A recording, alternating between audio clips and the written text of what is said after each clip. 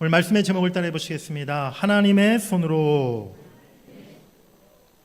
여러분들 한번 손을 이렇게 내밀고 여러분들의 손을 이렇게 자세히 한번 쳐다봐 주시기 바랍니다. 네, 손이 어떻게 예쁘게 생기셨나요? 네. 그런데 아무래도 우리 연세 드신 권사님들, 장로님들, 집사님들 손을 보시면 저도 좀 이제 나이가 드니까 손이 좀 거칠어지고 이렇게 좀 그렇게 되는 것 같은데, 손이 많이 상하고 거칠어진 모습을 보게 될 거예요. 여러분들의 손이 좀 상하시고 거칠어졌다면 그만큼 여러분들이 지난 인생 가운데 참 많은 수고를 해 오셨다는 증거가 아니겠습니까? 당장 오늘 아침부터 이 시간까지 이 손으로 내가 무엇을 했나 한번 생각해 보시기 바래요. 아침에 일어나자마자 손으로 세수하고 또 밥하고 밥 먹고 옷 입고 화장하고 청소하고 또 성경 찬송 들고 또 운전해 오고 또 교회 와서 기도하고, 손으로 하는 일들이 참 너무 많다는 것을 우리가 금방 깨닫게 되는 것이죠. 그런데 우리 하나님께도 과연 손이 있으실까요? 하나님은요, 영적인 분이시기 때문에 사실 우리 인간처럼 육신의 어떤 기관이나 육신의 지체를 갖고 계신 분은 아니세요. 당연히 우리와 같은 손을 하나님이 갖고 계시는 것은 아니라는 것이죠. 그런데 성경을 보면요, 종종 하나님을 인간의 모양으로 표현하고 있는 경우를 우리가 발견할 수가 있습니다. 예를 들면 하나님의 눈이라든지 하나님의 귀, 또 하나님의 발, 하나님의 얼굴, 하나님의 입김, 이러한 우리 인간과 똑같은 그러한 표현으로 하나님을 묘사하고 있는 성경의 구절이 여러 군데 있다는 거예요. 오늘 본문 말씀에도 보면 13절에 여호와의 손이란 표현이 나오는 것을 보게 됩니다. 성경에서 이러한 표현들을 사용하는 것을 신학적으로는 신인 동형론이라고 이렇게 지칭하는데요, 하나님의 여러 모습을 인간의 어떤 형상이나 감정 상태로 묘사하는 것을 바로 신인 동형론이라고 부릅니다. 하나님께서 하나님 자신을 우리 인간의 모습에 비유하셔서 하나님이 어떤 분이신지, 또 하나님이 하시는 일이 구체적으로 무엇인지를 우리들이 더 알기 쉽도록 그렇게 말씀해 주셨다는 것입니다. 오늘 이 시간에 하나님의 손이라는 말씀을 중심으로 하나님이 어떤 분이신지, 하나님이 행하시는 일들이 무엇인지를 우리가 함께 나누고 또 은혜를 받기를 간절히 원합니다. 우리 첫 번째로 따라해 보시겠습니다. 이스라엘의 승리, 하나님의 손으로. 오늘 우리가 함께 읽었던 본문은 선지자 사무엘이 활동하던 때에 구약 이스라엘의 역사를 기록하고 있습니다. 사무엘은 당시 선지자이자 이스라엘의 사사의 직분을 가지고 있었어요. 이스라엘의 마지막 사사가 바로 이 사무엘입니다. 사사라는 말은 문자적으로 재판관이라는 뜻을 가지고 있는데요, 이스라엘의 왕이 없던 시절에 백성들을 다스리던 지도자들을 말하는 것입니다. 그런데 사사 시대는 이스라엘의 암흑기라 불렸던 그런 시대였어요. 여러 면에서 참 고통과 어둠과 암울함이 가득했던 그런 시기였습니다. 영적으로는 이스라엘이 오랫동안 하나님을 멀리 떠나 있었고, 또 국가적으로는 아말렉 족속, 미디안, 블레셋 족속으로부터 계속 침략을 당하며 고통과 시달림을 겪어야만 했어요.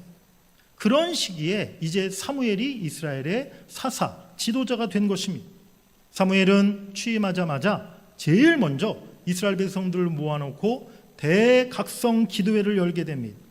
온 백성들을 미스바에 불러놓고 대성회를 가졌다는 거예요. 오늘날로 말하면 부흥사경회를 이렇게 사무엘이 열었던 것이죠. 오늘 본문 우리 6절 말씀을 다시 한번 같이 읽어보시겠습니다. 시작.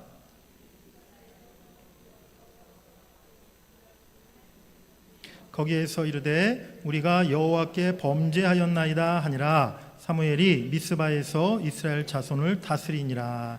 아멘. 전에는 이런 적이 없었어요. 사무엘이 이제 이스라엘 백성들을 다 모아놓고 종일토록 금식하며 하나님 앞에 자신들의 죄악을 회개하며 그들이 하나님 앞에 기도하기 시작했다는 것이죠. 오늘 본문에 물을 길어 여호와 앞에 부었다라고 말씀하고 있는데요, 마치 물을 쏟아붓듯이 이제 백성들이 자신들의 죄악을, 자신들의 마음을 다 하나님께 쏟아놓고 그들이 회개하며 하나님 앞에 통회하며 부르짖고 기도했던 것입니다. 이제 뭔가 긍정적인 변화가 이스라엘 사람들 사이에 생기게 되기 시작했던 것이죠. 그런데 이게 웬일입니까? 블레셋 족속이 이 소식을 듣고 이스라엘 백성들이 미스바에 다 모여 있다는 이야기를 듣고 그 틈을 노려서 이스라엘을 공격해 온 거예요. 그야말로 기습 침략을 해왔던 것이죠. 그런데 악한 마귀 사탄이 쓰는 그런 전략 전술 중에 하나가 바로 이러한 방법입니다. 하나님의 백성들이 은혜 받는 것을요, 어떻게든 사탄 마귀는 방해해요. 그리고 우리를 공격해 올 때 정면으로 공격해 오는 것이 아니라 꼭 치사하게 뒤통수를 치고 기습적으로 생각지 못했던 방법으로 그렇게 우리를 사탄은 공격한다는 것이죠. 오늘 이스라엘이 바로 블레셋에게 그러한 기습 공격을 당했습니다. 기도회를 하는 중이었는데 어떻게 싸울 수 있었겠습니까? 군대를 소집할 시간도 없고 무기도 없고 그야말로 속수무책으로 앉은 채로 당할 수밖에 없는 그런 상황이었어요. 이스라엘이 전멸당할 수도 있는 그러한 절박한 위기 상황을 맞이했던 것입니다. 하지만 사무엘과 백성들은요, 그 위기 앞에 절대 요동하지 아니하고 하나님 앞에 오히려 번제를 드리며 부르짖어 기도했습니다. 그때 하나님께서 응답하시고 놀라운 기적으로 그 대적 블레셋을 하나님이 물리쳐 주신 줄 믿습니다. 우리 본문 10절과 11절 말씀을 같이 읽어보시겠습니다.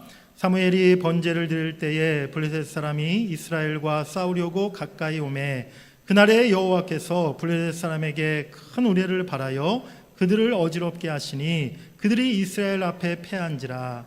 이스라엘 사람들이 미스바에 나가서 블레셋 사람들을 추격하여 벳갈 아래에 이르기까지 쳤더라. 아멘. 이전에 한 번도 이스라엘은요, 블레셋과 싸워 이와 같은 승리를 거둔 적이 없었어요. 하나님이 싸우셨을 때, 하나님이 그들을 물리쳐 주셨을 때 이전에 경험하지 못했던 대승리를 이스라엘이 거두게 하신 줄 믿습니다. 이렇게 승리한 이스라엘은 하나님 앞에 감사의 표시로 에벤에셀이라 라는 기념비를 세웁니다. 그리고 그 이어지는 13절 말씀에 보면 블레셋 사람들이 굴복하여 다시는 이스라엘 지역 안에 들어오지 못하였고 여호와의 손이 바로 사무엘이 사는 날 동안에 블레셋 사람을 막아주셨다라고 말씀하고 있어요. 하나님의 손이 이스라엘을 지키시고 보호해 주셔서 사무엘이 사는 날 동안 이스라엘은 계속해서 평화를 누리게 된 줄 믿습니다. 사랑하는 여러분들, 오늘 이 말씀에서, 이 사건에서 우리가 무엇을 깨달을 수 있습니까? 오늘 이스라엘에게 주어진 승리와 평화는요, 보이지 않는 가운데 하나님의 손이 역사하시고 도와주신 결과라는 사실임을 우리가 깨달아야 될 줄 믿습니다. 오늘은 우리 2024년도 한 해가 정말 너무 빨리 지나갔어요. 마지막 송년 주일로 지금 우리가 예배하고 있습니다.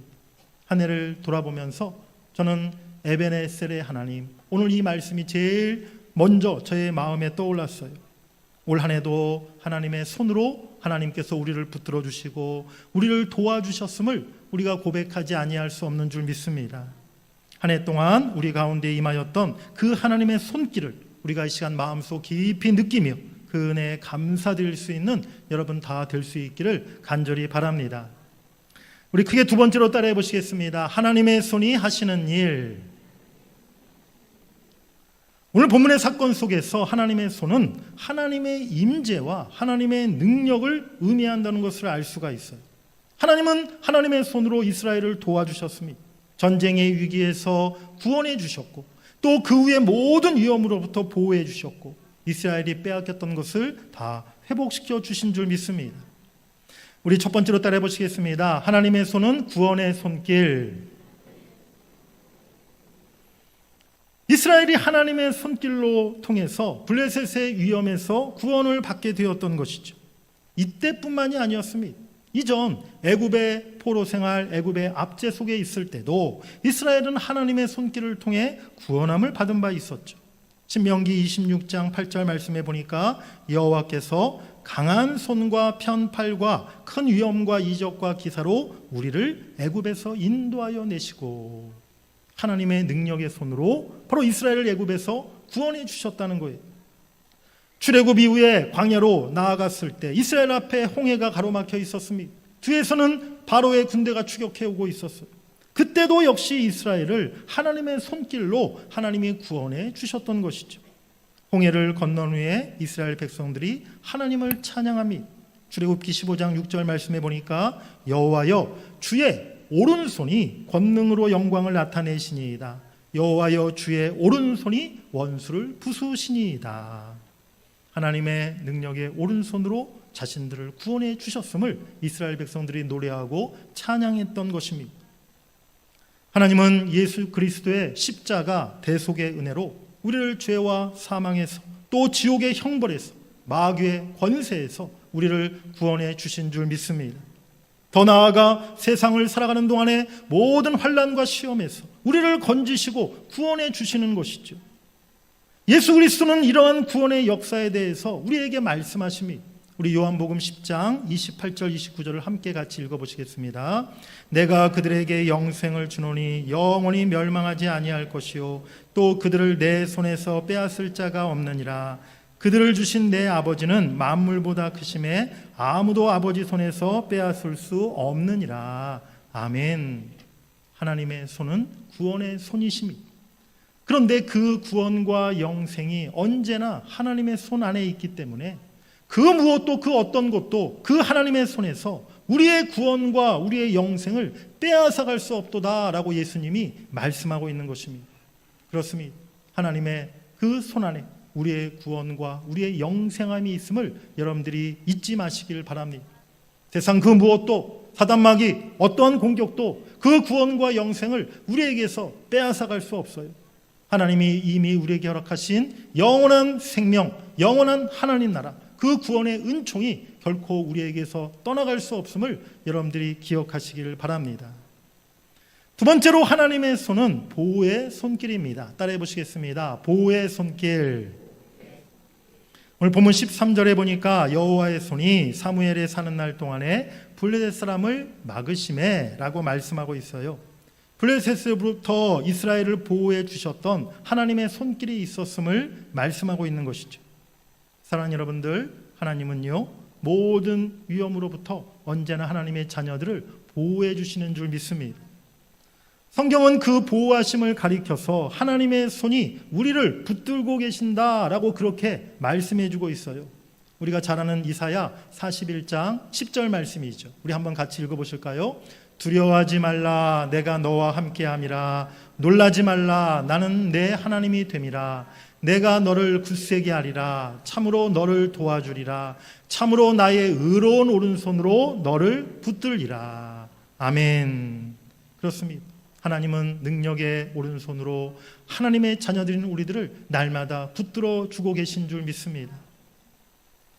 오늘 우리 고3 학생들 이제 졸업하고 이제 곧 사회로, 세상으로, 대학으로 이렇게 이제 진급하게 될 텐데, 그 중에 저희 사실은 둘째 아이도 오늘 이제 고3 졸업을 하게 되었어요. 우리 이제 아이가 벌써 다 커서 성인이 됐는데, 우리 아이가 집에 가면 또 왜 이런 얘기 했냐고 저한테 뭐라고 하겠지만, 저희 둘째 아이가 이제 돌 지나서 이제 좀 걸음마 이제 하기 시작했을 때 한 2살쯤 지났을 때였죠. 그때쯤에 한창 아이를 데리고 이제 밖에 외출하게 되면 저 아이가 이렇게 엄마 아빠 손을 꼭 이렇게 놓고 자기 혼자 걸어가는 거예요. 아무리 이제 불러도 제인아 넘어져, 아빠 손 잡아야지, 아빠 손 잡고 걸어가야지 하고 계속 제가 뒤에서 부르죠. 그래도 뭐 그냥 손 뿌리치고 지 혼자 막 이렇게 걸어가는 겁니다.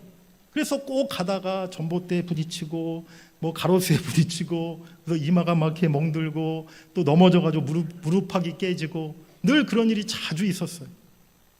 그렇습니다. 우리가 인생 살아가면서요 하나님의 손을 잡지 않고 우리의 보호자 되시고 우리의 아버지 되신 하나님의 손을 우리가 놓치고 내 마음대로 인생길을 걸어가게 되면요 자꾸만 넘어지고 쓰러지고 실패할 수밖에 없게 된다는 것입니다. 하나님께서는 그런 우리를 계속 부르고 계시는 거예요. 다시 내 손을 잡으라고, 나와 함께 걸어가라고 하나님은 우리를 부르시고 계신다는 것이죠. 혹시나 우리가 하나님의 손을 잠시 놓았다 할지라도 우리가 어려운 일을 만나고 고난을 만나고 우리가 인생 가운데 쓰러지고 넘어졌을 때 우리는 신속히 빨리 다시 하나님의 손을 붙잡아야 될 줄 믿습니다.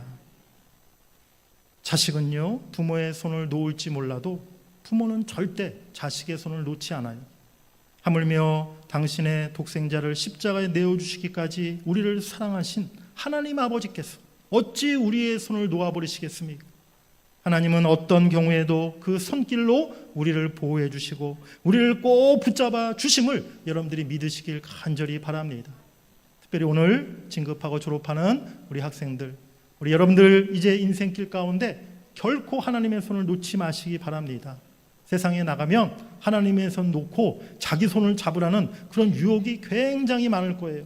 여러분들 그 유혹에 흔들리지 말고 세상의 손을 잡는 것이 아니라 세상 유혹에 그 흔들리는 것이 아니라 하나님의 손을 붙잡고 여러분들이 인생길 걸어가기를 주의 이름으로 간절히 축복합니다.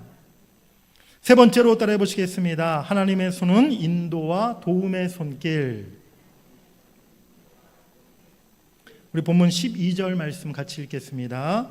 사무엘이 돌을 취하여 미스바와 센 사이에 세워 이르되 여호와께서 여기까지 우리를 도우셨다 하고 그 이름을 에베네셀이라 하니라. 아멘. 사사시대의 끝자락 엘리 제사장 시절에 이스라엘은 계속해서 블레셋의 침략에 시달리며 고통을 당하고 있었어요. 얼마 전에는 전쟁에서 큰 패배를 당하여서 엘리 제사장의 두 아들이 죽임을 당하고 이스라엘의 국가적인 보물이었던 성물이었던 법궤까지도 블레셋에게 빼앗기는 비참한 일을 당하기까지 했습니다. 그 소식을 전해 듣고 엘리 제사장은 놀라서 뒤로 넘어져 바로 죽게 되었었죠. 하지만 그 어둠과 절망의 시간 속에서도요, 하나님은 보이지 않는 손길로 이스라엘을 인도하고 계셨습니다. 기도의 사람, 믿음의 사람, 새로운 영적 지도자인 사무엘을 하나님은 예비해 놓고 계셨고요, 대적 블레셋을 물리칠 놀라운 승리의 기적을 하나님은 준비해 놓고 계셨습니다. 하나님의 백성인 이스라엘이 다시 일어서고 강대한 왕국을, 국가를 이루도록 그 앞길을 하나님이 인도해 주셨는 줄 믿습니다. 처음 길을 갈 때는요, 안내자가 필요해요. 그래서 우리가 여행을 갈 때, 낯선 나라에 갈 때 경험 많고 좋은 가이드 만나는 게 굉장히 중요하지 않습니까? 우리 인생길을 가는 데 있어서도 안내자가 필요하다는 것이죠. 그래서 우리가 인생의 경험이 있는 좋은 스승과 좋은 선배들 만나는 게 참 중요하죠. 그들로부터 많은 가르침과 조언을 들으면서 우리가 인생길을 가는 거 아니겠습니까? 때로는 지식이 많은 전문가들의 이야기를 듣기도 하고 또 좋은 지침서가 될 만한 여러 책들을 우리가 참고하기도 합니다. 하지만 그 어떤 스승도, 그 어떤 사람도, 그 어떤 지식도 우리 인생의 완벽한 안내자가 될 수는 없다는 거예요. 오직 창조주 하나님, 전지전능하신 하나님, 우리의 과거와 현재와 미래까지도 다 아시는 하나님이 우리 인생의 진정한 안내자요 완벽한 가이드가 되어 주실 수 있음을 여러분들이 잊지 마시길 바랍니다. 특별히 우리 졸업생들 꼭 기억하시길 바라요. 여러분 인생의 안내자, 여러분 인생의 가이드는 우리 하나님이 되어 주셔야 될 줄 믿습니다. 오직 창조주 하나님, 그 전지전능하신 하나님을 따라 인생의 길을 걸어가는 우리 모든 여러분들 되시기를 간절히 바랍니다. 우리 에스라 7장 9절 말씀을 한번 같이 읽어보시겠습니다. 첫째 달 초하루에 바벨론에서 길을 떠났고 하나님의 선한 손에 도우심을 입어 다섯째 달 초하루에 예루살렘에 이르니라. 아멘.